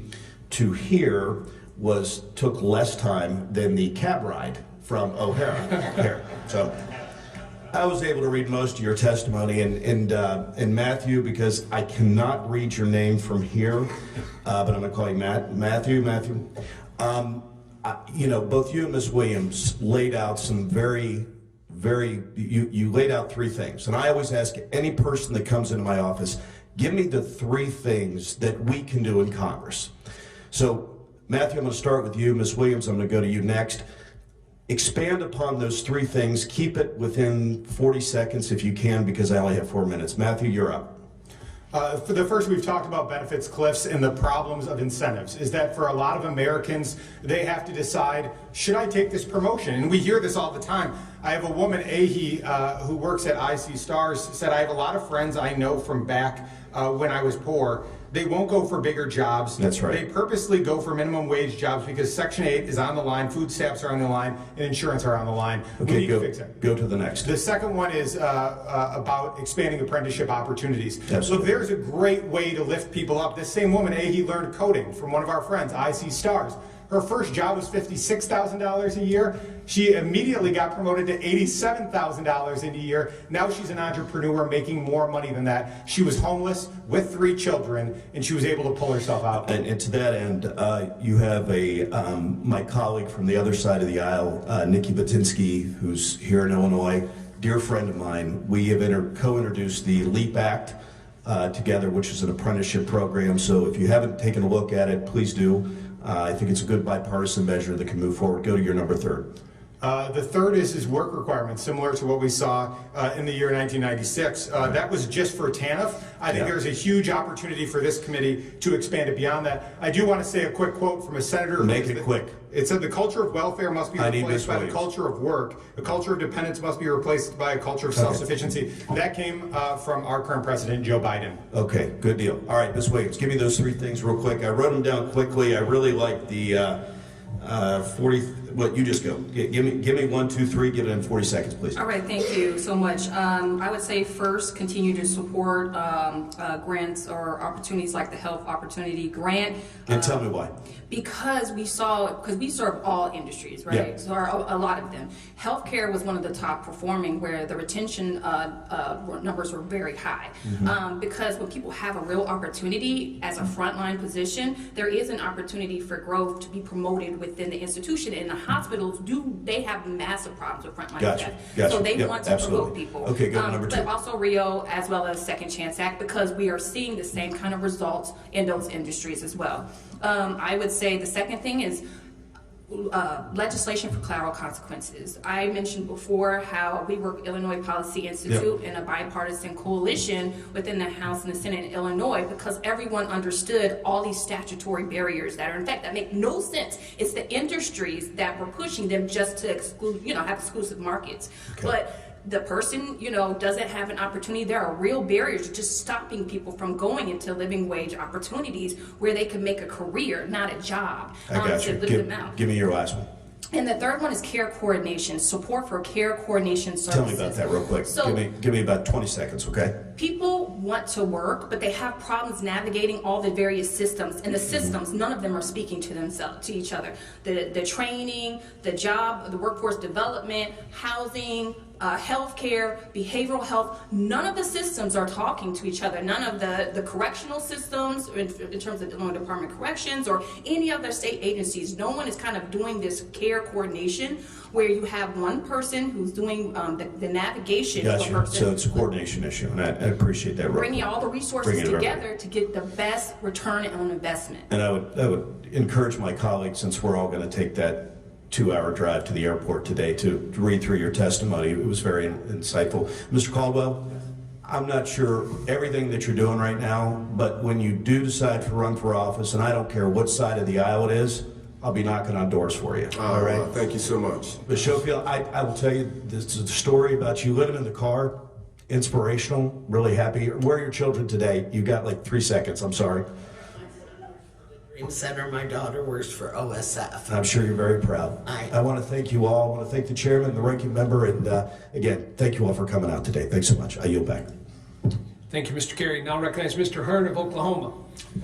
Thank you, Mr. Chairman. I want to thank the witnesses for your testimony today. And this meeting today, this hearing, is the very reason I'm in Congress today. I spent 35 years creating jobs from entry level to executive level for across all kinds of businesses. Quite frankly, 35 years as a McDonald's franchisee, as a person who went through career tech, Vo-Tech when I was in high school, but more importantly, it's the foundation, the journey of life. A person who grew up in extraordinary poverty. My stepdad was the first generation welfare recipient. He figured out how to work the system. My mother had been married to an Air Force guy, my dad, and they got divorced after he went to Vietnam for the 3rd time. And she ended up having 3 more kids with the 2 that she had, my brother and I, with my dad. But he figured out how to go get checks from the mailbox. And every program out there you can think of, I've looked at these, I've seen them. I can tell you that the only reason I'm at where I'm at today is not, the welfare fed us. It kept our lights on. We had no running water, no indoor plumbing until I was in the 8th grade. And I can tell you right now, the thing that's really nice about America is we try to take care of our people. Because when you don't care about your people, you don't care as a nation. And it's sad that this issue in America is partisan at all. It should be bipartisan. We should all agree that every person should deserve a job and the opportunity to work. I'm not politicizing this. This is a fact. But I can also tell you, Ms. Schofield, Ms. Williams, it's different for a mom with a child than it is a single guy that can just go. And I saw this because my mother found out that her husband, my stepdad, had 3 other kids per 3 other wives, 9 other kids. And he had figured out how to get all kinds of checks. So he had figured out the system, and his parents were hardworking individuals. I can still remember my mother telling me to go take stuff back because food stamps wouldn't pay for it. I was the oldest of 5 kids. So I promised myself when I went to Congress, when I ran for office, never ran for anything else before, that I was going to go work to do my best to protect the opportunities that gave a guy like me that came from absolutely nothing to succeed in life. And I will never take that back. Nobody can ever, you can be critical all you want to from a political standpoint, but you just don't know. And every one of you up there have a story, and you've been telling your story, and it's very important.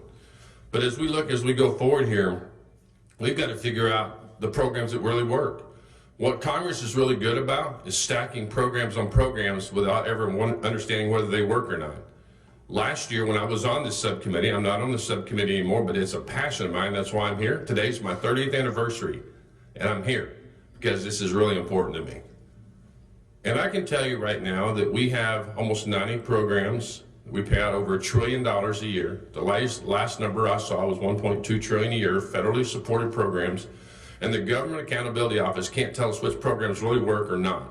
So we're up here talking about adding other programs. What we should do is our Accountability Office should tell us what's working and what's not, and we should redeploy those dollars, not new dollars, but those dollars to programs that actually work. Modernize our assistance today, because we should be helping those who have had a bad spot in life. We're blessed to be the wealthiest nation in the world. We need to act like that. We need to make sure our people rise in poverty. And yes, there's a narrative out there that the least of us is better than the best of the rest of the world. So what? So what? The reason we do what we do, and we go protect democracy around the world so people can have the opportunities that we have in the United States of America. So I just want to say, I want to thank you again for each of you being here.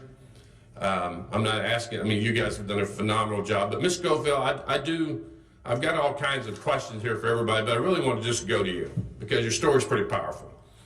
And I'd like for you to tell us more about the Dream Center, about what you do for people that had the hardships you had, because those are really, really hardships are, because there's really binary choices. You let your kids go somewhere else, which is really hard as a mom, or you figure out how to take care of them. We work very hard at the Dream Center at creating self-sustaining families. So we bring families in and we spend a lot of time assessing them. You know, what do they want to do? Trade, school, you know, finding the best fit for that family. A lot of time in homeless services, there is just a quick fix. Let's throw somebody in an apartment. We want to spend time with people to find out what will keep their family above water. Can I get the last 2 seconds, 1 second of my time to say to all of you all, I think that you all would agree, and you've all said this, and I think everybody on this panel hopefully would agree, is we have got to solve this issue of the benefits cliff once and for all across all of these programs, so that people have the ability to work themselves out of this support. That's the only way it's going to work, because at the end of the day, people are smart. If I can make more money not working and provide more for my family not working, why wouldn't I do that? And shame on us as United States Congress for allowing that to happen. That's where we need to be working. I yield back. Thank you, Mr. Hearn. Thanks for spending your 30th anniversary with us. Happy anniversary. With that, I recognize Mr. Panetta, California. Thank you. You better be thanking his wife. Thank you, Mr. Chairman. Thank you, Ranking Member Davis. And of course, thanks to the Pacific Garden Mission for hosting us. And yes, thank you to all of our witnesses who are here today and who are willing to share their personal and professional background and what they hope for the future. So thanks to all of you. Again, I'm Jimmy Panetta. I represent the 19th Congressional District out in California. It's not Chicago, It's not Milwaukee. It's not Oklahoma. It's the coast of California, okay? My district stretches from South San Jose, Santa Cruz, Monterey, Big Sur, all the way down to northern San Luis Obispo. Very proud of that district, exactly. Now, it's diverse. As dynamic as it is, it's still pretty diverse, especially with its communities of interest. But I can tell you, the one thing that really brings my district together is affordability, or the lack of affordability, and the lack of affordable housing. The cost of owning, the cost of renting, the cost of living. And yes, that does lead to homelessness. Clearly, we're seeing that from Silicon Valley to the wine country of northern San Luis Obispo. That's the #1 issue. Now, some of the things that we are doing to address that, especially in South San Jose, is sort of the one project, a couple of them that are around South San Jose, because, like I said, like you can imagine, South San Jose does have the resources to create these types of things that federal government is helping them out with as well, are these emergency interim housing sites. Places where individuals can get their own room, their own bathroom, which can lead to privacy, safety, and ultimately dignity, and ultimately stability upon which they can have the training necessary to not just get off the street, but to get back on their feet. And so I'd like to ask Ms. Williams if in her line of work, seeing this type of emergency housing, this sort of interim housing prior to permanent housing, prior to the training, what are the benefits of that? Thank you so much. We have seen firsthand the importance of having emergency housing.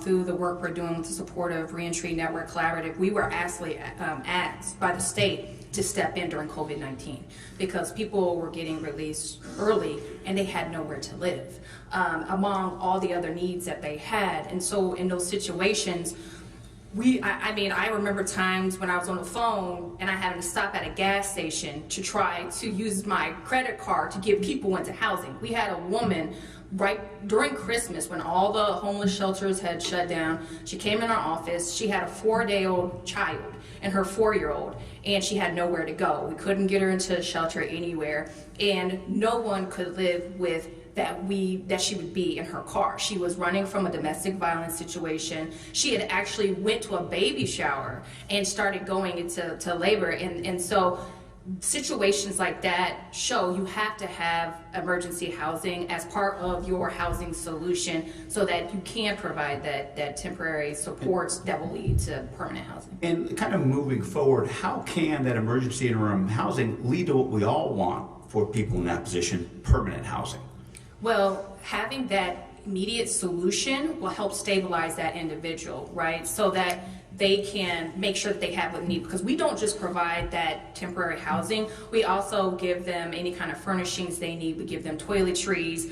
In that case, for this young woman, we made sure she had formula for her child and any other services that she needed, but it got her in a mental state of mind where she was ready to hear us, right? Because the way we work in terms of empowerment is we sit down with them, we ask them what their interests are and what their goals are, and together we work out a service plan assessing their needs and help come up with goals for them to achieve. And so housing, you have subsidized funding through the government, we're able to get them into housing 6 months, and then it could be longer, which will help them. Our goal is to move them to private pay, but we have to subsidize it up front sometimes to help them get stable so that they can get the job, so that they can then transition. Okay, great. Look, I think in my time of leaning into, because I do think this is an all hands on deck issue, especially when it comes to homelessness or the unhoused, whatever you want to call it, we all know the issue. And I think that I think what we can all acknowledge is that, yes, we understand work ethic. I'm an Italian American, I came from a family of immigrants. I appreciate people who work hard and what that provides them. But I just don't think there's a silver bullet to solving this issue. And I think one of the issues that we failed to address in this hearing is the mental health aspect. Because I think all of your programs are very beneficial. But the problem is that when you have people who have mental health issues, unfortunately it takes more than just hard work. It takes more than housing. And I think that's something that we really need to lean into a little bit more at this level. Thank you. Thank you, Mr. Chairman. I yield it back. Thank you, Mr. Panetta. Mr. Chairman, if I may. Yes. For the record, just to prove that I'm not a really bad guy, I just had 30 pink roses delivered to my wife. Hey, good job, Mr. Good job. We'll next recognize Mr. Moore of Utah. Thank you, Chairman. Thank you, Ranking Member, for hosting us in your great state and for doing this here at this really important place. Every one of your testimonies to all the witnesses, every one of your statements just brings an amount of personal experience that's amazing. It's unprecedented. It's so important and valuable. But your experience in helping solve some of these problems and outlining solutions is even more important than what you've personally gone through. But also, I'd like to just take a quick second to express my appreciation to those of you that are in the audience for living a Christ-like example to working day in and day out. I know many of you may work at this facility and other areas. Thank you for your work to provide for those that are the most vulnerable, the poor and needy. I'm a member of the Church of Jesus Christ of Latter-day Saints, and the work that they do is one of the proudest aspects that I have of my faith, and its ability to find ways to help people become self-sustaining. It is their number one focus on all matters of helping the poor and needy, and it's truly an inspiration to be involved. It's part of the reason that I wanted to be on this subcommittee. So thank you for all of your efforts and the way that you serve your fellow neighbors. Mr. Paprocki, continuing on with one of the things, thank you so much for your focus on the benefits cliff. I mean, it is such a math problem that we should be able to, in Congress, address this. Folks involved in this back in my state, in Utah, we've graphed this out, and what it looks like is atrocious on how we disincentivize work so much in our benefits cliffs. And it would be the one thing, if I had my magic wand, we should be able to solve this, and it's the one thing that in this realm we need to do a better job of addressing. So thank you for your focus on it. I just introduced a bill. It's called the Returning Temporary to TANF Act, and what it's going to do is require states to just put 25% of the resources that they receive towards workforce-related issues. Can you speak to the value of keeping? You do it in your second point about apprenticeship programs. Can you speak to the value of requiring resources towards workforce-related items to helping people get out of the poverty situation that they're in? Well, thank you, Mr. Moore, for your question. Certainly the goal is exactly what members of this committee have said, is how do we move people from poverty to prosperity? And there's a lot of steps towards that, right? And one of the difficulties we have just front-loaded is all of the different webs of welfare, right? Federal programs have Medicaid, Earned Income Tax Credit, SNAP, child support, home energy assistance, supplemental security, the list goes on and on and on. Then you throw in state-based assistance, and it continues to go on even further. And when you start looking at what does success look like, if you go through a theory of change of inputs, activities, outputs, success, well, how do you measure that on 40 different scales, right? They all conflict with each other, and that's why you have all of these cliffs. So I think actually, first and foremost, what your home state of Utah has done has been fantastic. They have a one-door policy where when you go in, they not only provide you with food and housing and those other things that are essential, but the goal is to try to get people to work. I think we got to expand that outside of the state of Utah into the other 49 states. But to your question, there's a huge gap. There's a huge gap with training. Right now here in the state of Illinois, we have 390,000 jobs available. We have 300,000 unemployed people, meaning that we have more than one job for every person right now. But there's a skills gap. And I think what you're talking about is making sure that some of the TANF dollars are dedicated towards training will go a huge way to make sure that we can take every one of those unemployed people and put them in high quality, high paying jobs. Thank you. Appreciate the comments on Utah. It's good to hear it from someone outside the state because my colleagues are sick and tired of me saying it. Mr. Butler, as I wrap up here, oftentimes we hear about, well, we just need to put more money in this. We just need to do, we would provide more funding for these different types of programs. We can't just write more checks to this. We have more fundamental issues. Can you speak to the best way to serve people other than just money? Yeah, I think it comes back to getting people to the place where they can work. Folks coming into the homeless shelters and the place that I work is getting those folks stable, then using that asset-based approach on how they want to move forward, and then coming alongside of them and helping them to achieve that. Also, Mr. Panetta brought up the fact that the mental health crisis in the United States of America is atrocious for the United States of America. When we have folks coming in that cannot care for themselves mentally, physically, emotionally, spiritually, and they have to wait 7 months or a year for an appointment to see a psychiatrist, it's absolutely, it's beyond belief that in the United States of America we have to put up with that. So addressing those issues, funding health clinics to provide more providers and clinicians to care for our mentally unstable folks, I think it's vital to getting people. You took the closing piece I would like to say about my colleague from California. I appreciate that. Ms. Williams, also the focus on recidivism it's key to making sure people are built up to be able to take this on. Thank you, Chairman. I yield back. Thank you, Mr. Moore. Ms. Steele of California. Thank you, Mr. Chairman, and thank you for all witnesses for sharing your experiences with us in Chicago. And I'm just so grateful. I'm a first-generation Korean American. I was born in Korea and raised in Japan, so English is my third language. And I'm so grateful to this country. And you know what? We can fix this broken system, and we can reform it, and we can just fix this. I used to serve in Los Angeles for Family and Children Services, and we had about 75,000 children inside of the system. And after they hit 18, half of them become homeless people, and half of them, when they're getting out of the system, half actually becoming, joining gang members. So it was very dangerous. And I serve in actually Los Angeles, 3 cities, and I serve about 12 cities in Orange County. We have 11 million people in Los Angeles. We have over 85,000 homeless people living there. And Orange County, 3.2 million people, and we have about 6,800 homeless people. So we really have to fix this. But I need the transition. So my question is, Mr. Montgomery, that you have almost a lifetime of experience helping individuals go from homelessness and government dependence to a job and self-sufficiency. Based on your work and experiences, can you describe how getting a job can transform a person's life, having transitioned from the government assistance, and what is that makes the paycheck so much more rewarding than government assistance? Thank you very much, Congresswoman, for your question.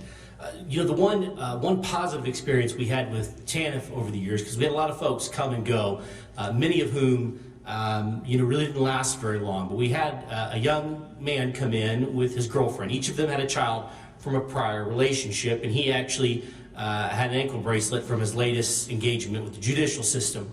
And they were TANF earners, and the relationship was volatile. There were issues, and not the least of which was his alcoholism, and eventually it imploded.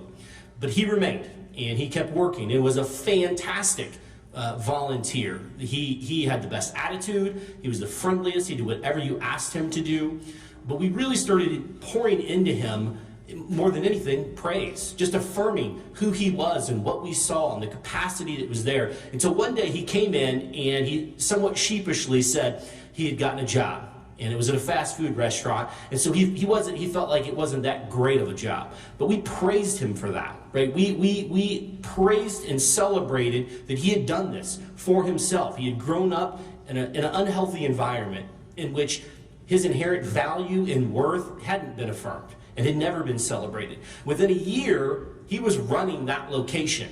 He was a general manager, and he and his son then had their own home, and he was a more present father. It doesn't mean life stopped having its challenges, but who he saw himself as changed. But what I find more often than not, for that to happen, someone has to have someone else believe in them before they can believe in themselves. And unfortunately, the systems that we have created do the very opposite of that. Thank you. Thank you. In California, fast food workers are actually getting paid $20 minimum wage at this point. Mr. Butler, Pathway Ministries helps thousands of individuals. they serve to obtain and maintain employment before they help place them in alternative and independent living arrangement. Pathway Ministries accepts no federal dollars, correct? Correct. And are there federal restrictions that make it impossible for you to carry out your work-focused mission? Well, first, we're thankful that the government supplies money and funding for programs and legislations to address poverty issues that we have in our country and the oppression, including homelessness. But we're a faith-based organization, and we're a faith-forward organization, and we desire to share the love of God and God's view of life with everyone we serve without restriction. While we don't ever force or coerce our belief system on anyone, we're meeting people where they're at. But we do want to share our beliefs and our perspective that Jesus is the answer to all of our brokenness. And because of our holistic approach, we don't want to create a distinction between the secular and the sacred, because we believe part of our spiritual life is work, and part of our spiritual life is the dignity that comes from work. And so focusing on those physical, spiritual, emotional, and mental aspects, while we could likely qualify for government funding for work readiness programs, we just don't accept it because we want to keep the spirituality part in place with our work lives. Thank you so much, Mr. Chairman. I yield back. Thank you, Ms. Steele. That concludes our questions this morning. I want to just relay what many of my colleagues have said and want to thank you for your testimony here today. You've been genuine and sincere and insightful and substantive and been very helpful to us as we take the information that we received from you today through the questions and answers, through our site visit yesterday with Pastor Brooks at Project Hood, and being here today with Pastor Phil. We are grateful. And I think it also, we live in the greatest country in the world. There are people that don't always see the benefits of living in the greatest country in the world. And so it's figuring out from a public policy standpoint, how do we bring more people into that? And hearing particularly from you, Mr. Butler, and Ms. Schofield on your journey and your path, and you, Mr. Paprocki, on how you've been able to live that American dream and live in the greatest country in the world. And so that's what we need to think about. And we've heard some really wonderful things today about ending the benefits cliff and talking about tax credits for apprenticeships and looking at how we institute work requirements appropriately, looking at the mental health and behavioral health crisis, housing crisis, re-entry from our prison population. Now we have a responsibility to go back and try to work in a bipartisan way to fix many of the problems we talked about here today and bring more people into living the American dream, which we can do in this country. So again, Pastor Phil, thank you. Thank you to all of you. And I would just remind, I know the audience provided feedback. If you have not provided the feedback on the clipboards we get handed out, please give your suggestions so that we can have that feedback and take that back to Washington, D.C. And lastly, members will be advised that we have 2 weeks to submit written questions to be answered later in writing. Those questions and your answers will be made part of the formal hearing record. With that, our committee stands adjourned. Yes, Mr. Davis. Before you hit the gavel, let me thank you and Chairman Smith for bringing this hearing to Chicago. I know that you could have gone to Peoria, but I brought Peoria here. The waterway is not quite as large. But I also want to thank all of the witnesses, all of the people from the community who have come and been a part of this. It is indeed a historic setting. It's also a warmly regarded hearing where we've been able to share thoughts, ideas, and information with the understanding that we will continue to move to bring to the forefront those solutions rather than just the questions and the answers. So again, thank you and Chairman Smith for being in Chicago, if not the greatest country, but the greatest city in the United States. Well said, Mr. Davis. And again, I want to thank all of you for your tremendous testimony here today. And our hearing is adjourned.